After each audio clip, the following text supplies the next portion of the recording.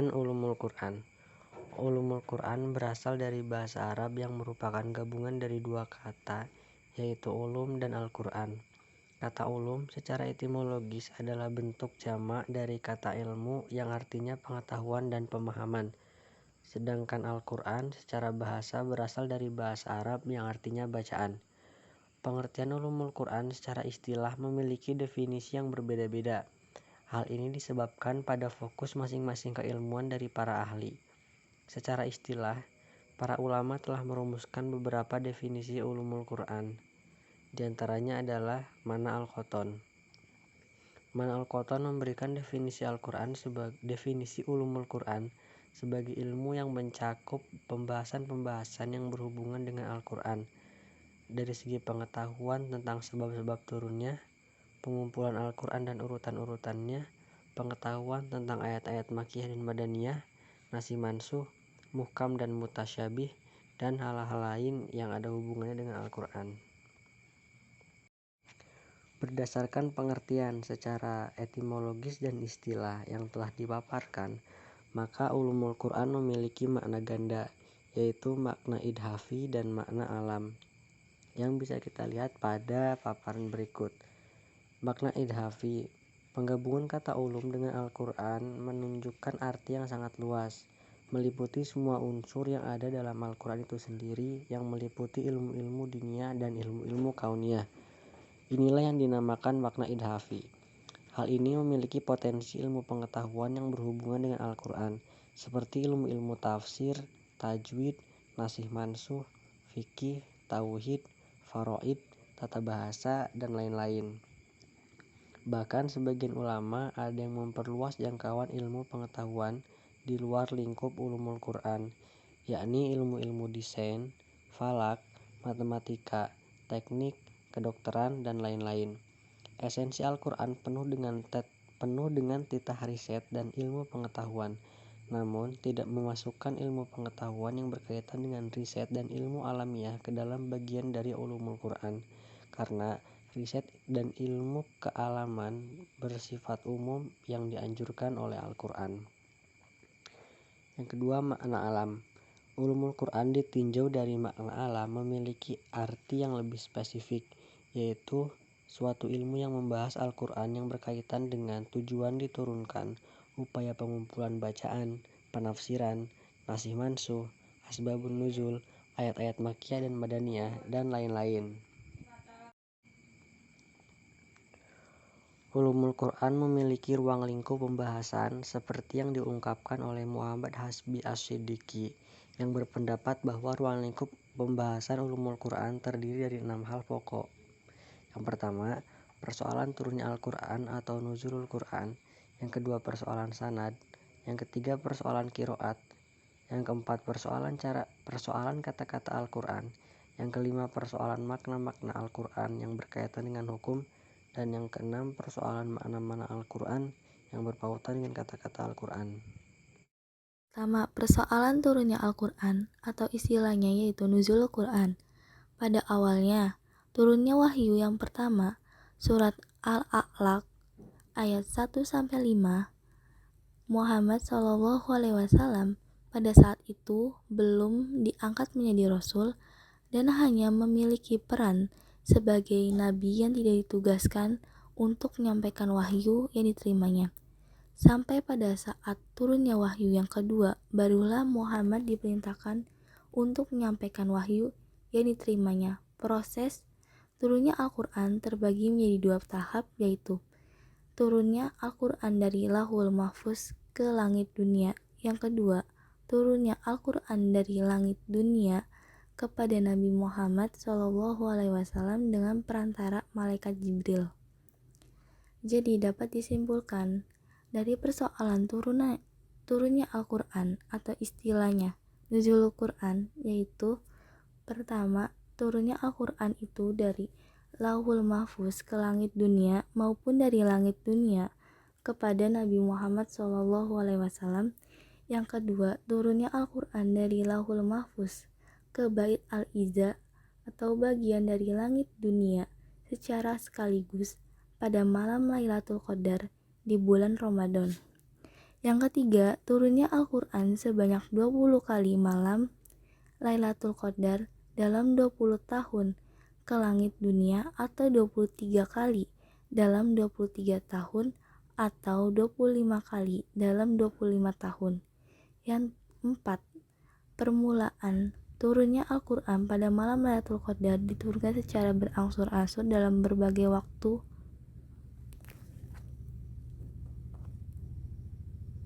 Dua, persoalan sanad atau rangkaian para periwayat. 1. Riwayat mutawatir. Secara umum, mutawatir menggambarkan kualitas proses transmisi Al-Quran dari zaman ke zaman. Namun, istilah mutawatir dalam kajian Al-Quran sering digunakan sebagai kualitas kesahihan qiraat. 2. Riwayat ahad. Berarti orang yang meriwayatkannya cuma berisi satu orang dan tidak mungkin untuk berbohong. 3. Riwayat syadz. Artinya periwayat syadz bisa lebih dari satu orang, tetapi diantaranya tidak sempurna atau ada cacatnya. Qiraat Nabi. Qiraat adalah salah satu mazhab atau aliran pengucapan Al-Quran yang dipilih oleh seorang imam qurra sebagai suatu mazhab yang berbeda dengan mazhab yang lainnya. Para perawi dan periwayat Al-Quran antara lain dari golongan muhajirin, yaitu Abu Bakar, Utsman, Umar, Ali, Tolhah, Sa'ad, Ibnu Mas'ud, dan lain-lain. Golongan Ansor antara lain Zaid bin Sabit, Mu'adz bin Jabal, Ubay bin Ka'ab, Abu Darda, Anas bin Malik, Abu Zaid al-Ansari, dan terakhir Mujamma' Ibnu Harisah. 3. Persoalan qiraat. Waqaf. Secara bahasa, waqaf berarti pemberhentian pengucapan. Dari sudut pandang ilmu tajwid, waqaf berarti penghentian sejenak pada bacaan dengan memutuskan suara di akhir perkataan untuk bernafas dengan niat ingin menyambungkan kembali bacaannya. Jika waqaf berarti berhenti, maka arti wasal adalah sebaliknya, yaitu terus dibaca atau bersambung. Jenis waqaf tak hanya satu. Jenis waqaf antara lain waqaf tam, waqaf kafi, waqaf hasan, dan waqaf qabih. Selanjutnya adalah imalah. Imalah yaitu suatu bacaan apabila ada ra yang berharokat fathah namun condong ke harokat kasroh. Cara membaca jenis huruf ra ini adalah mencondongkan bacaan ra itu dari harokat fathah ke harokat kasroh yang dalam bahasa Indonesia menjadi bervokal E. Contohnya dalam Al-Quran surat Hud ayat 41 yaitu majreha. Yang terakhir adalah mad.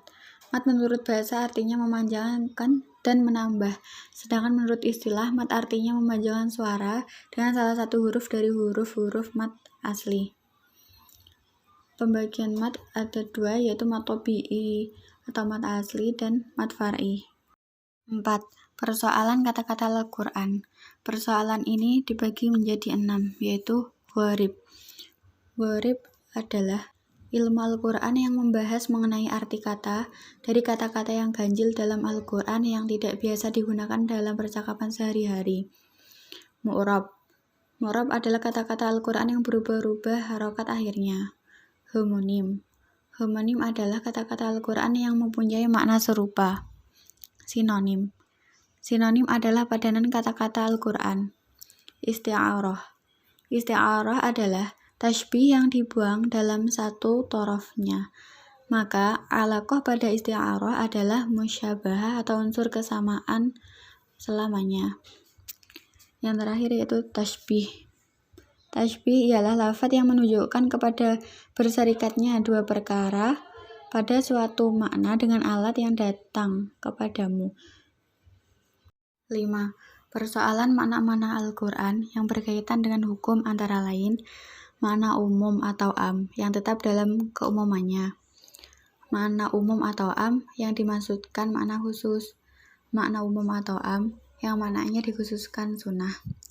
Nas, makna lahir, makna mujmal atau global, makna yang terperinci atau mufassal, makna yang ditunjukkan oleh konteks pembicaraan atau mantuk, makna yang dipahami dari konteks pembicaraan atau mafhum, nas yang menunjukkan tidak melahirkan keraguan atau muhkam, nas yang musykil ditafsirkan karena terdapat kesamaran di dalamnya atau mutasyabih. Dan yang terakhir adalah nas yang maknanya tersembunyi karena suatu sebab yang terdapat pada kata itu sendiri atau muskil. 6. Persoalan makna-makna Al-Quran yang berpautan dengan kata-kata Al-Quran, yaitu ada 6. Yang pertama, berpisah atau fasol. Kalimat ini yang satu dipisah dengan kalimat lainnya yang disebut fasol. Memiliki tujuan tersendiri, salah satunya yaitu agar tidak terjadi salah paham apabila kalimatnya disambung. Yang kedua yaitu wasol atau bersambung, yang dimana analisis pembentukan antar kalimat, ada kalimat yang satu dengan kalimat yang lain disambung. Yang ketiga, uraian singkat ijaz. Ijaz bermakna menghadirkan makna dengan lafaz yang lebih sedikit daripada yang dikenal oleh orang yang pemahamannya pada tingkat sedang. Yang keempat yaitu uraian panjang atau hitnab. Hitnab adalah mengungkapkan kata-kata dengan lafaz yang panjang dan banyak tetapi mengandung makna yang sedikit. Hitnab ini ialah antonim dari ijaz.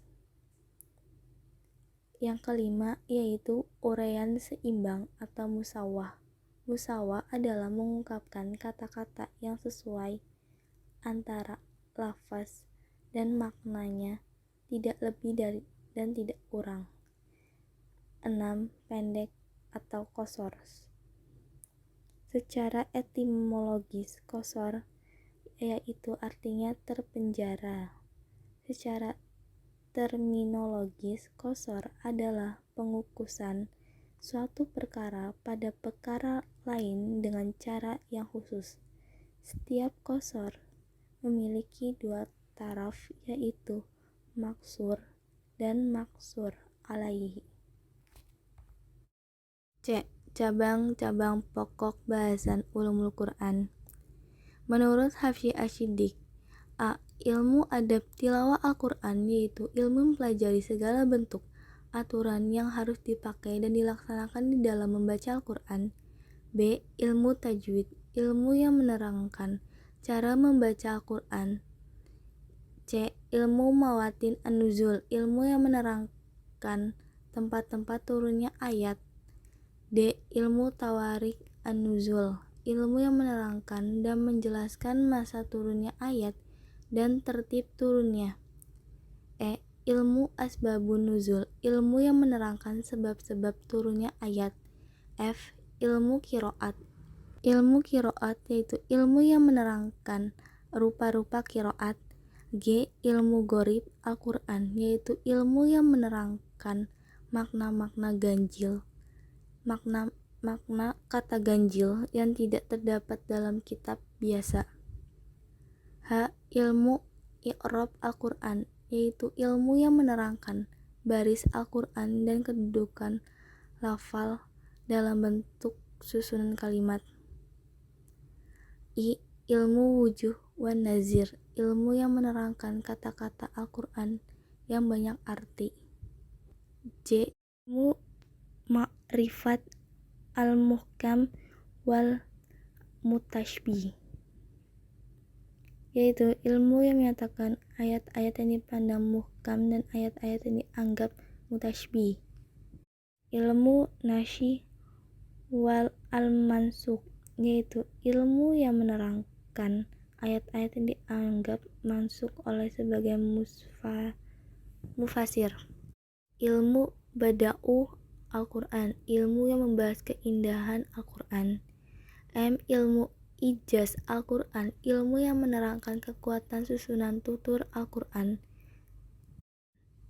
Ilmu tanasub Al-Quran, ilmu yang menerangkan persesuaian suatu ayat dengan ayat sebelumnya dan sesudahnya. Ilmu aqsam Al-Quran, ilmu yang menerangkan arti dan maksud sumpah dan yang terdapat dalam Al-Quran. Ilmu matsol Al-Quran, yaitu ilmu yang menerangkan perumpamaan yang ada di dalam Al-Quran. memiliki ilmu jadal Al-Quran, yaitu ilmu yang mengetahui rupa-rupa debat yang dihadapkan Al-Quran kepada kaum musyrikin dan lainnya.